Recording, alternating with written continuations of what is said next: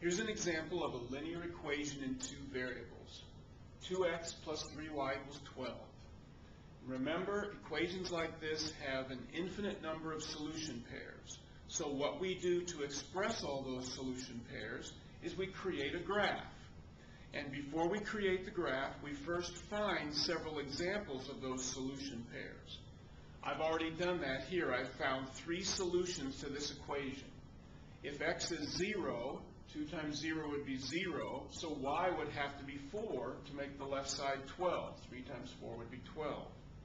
If x was 6, 2 times 6 would be 12, so y would have to be 0, so that 3 times 0 was 0, and 12 plus 0 would be 12. Remember, to be a solution to any kind of equation, the values for the variables have to make the left side the same as the right side.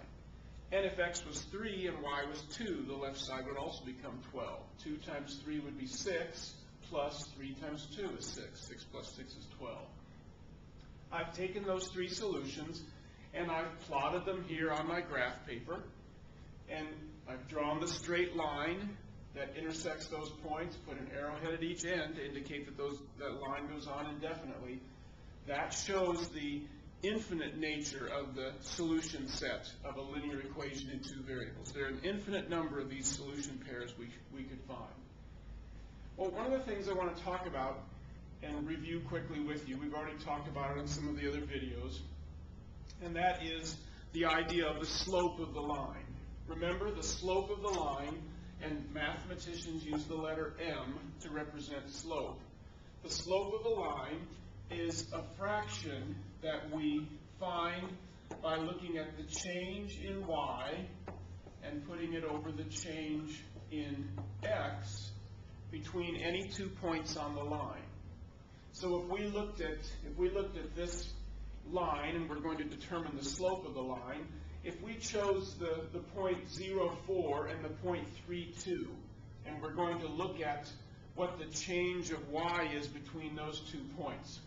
Let's start with this point 3,2, and let's move up the line to the point 0,4 and talk about what the slope would be of that line.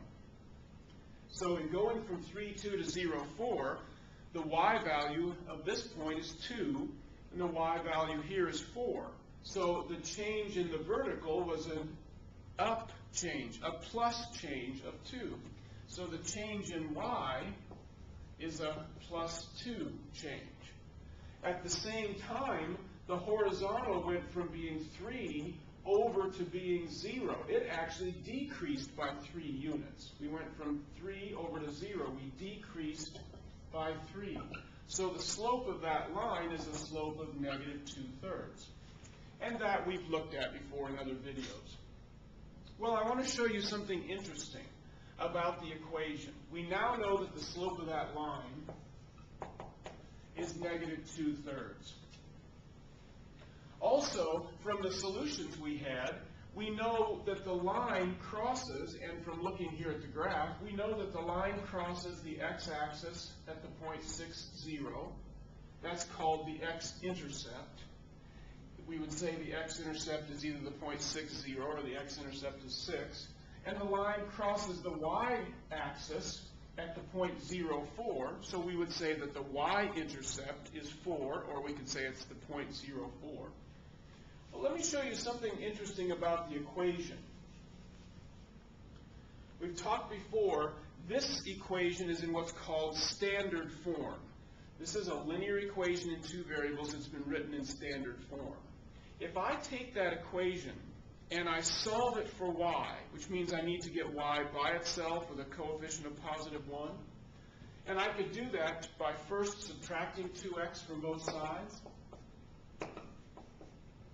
So I have 3y equals negative 2x plus 12.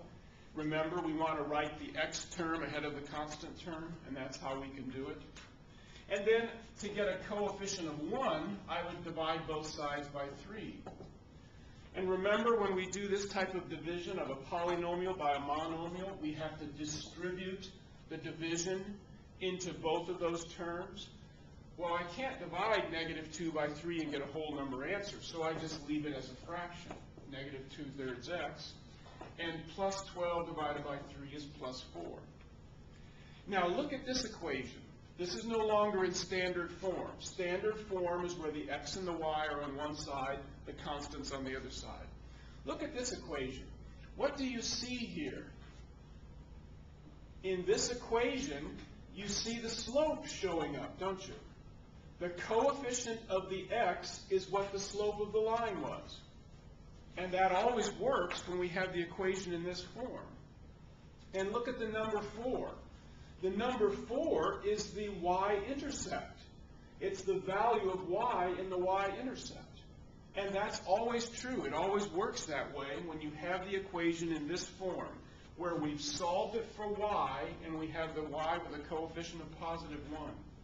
This particular form of the equation is called the slope-intercept form.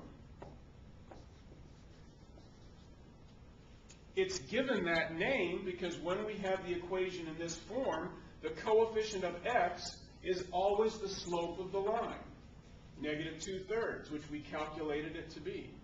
And the constant over here is always the y value of the y-intercept.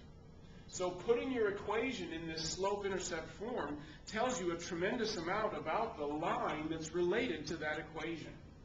So we want to look now at several examples of taking an equation in standard form and going through the process of putting it in slope-intercept form so we can learn what the slope and y-intercept of that line would be.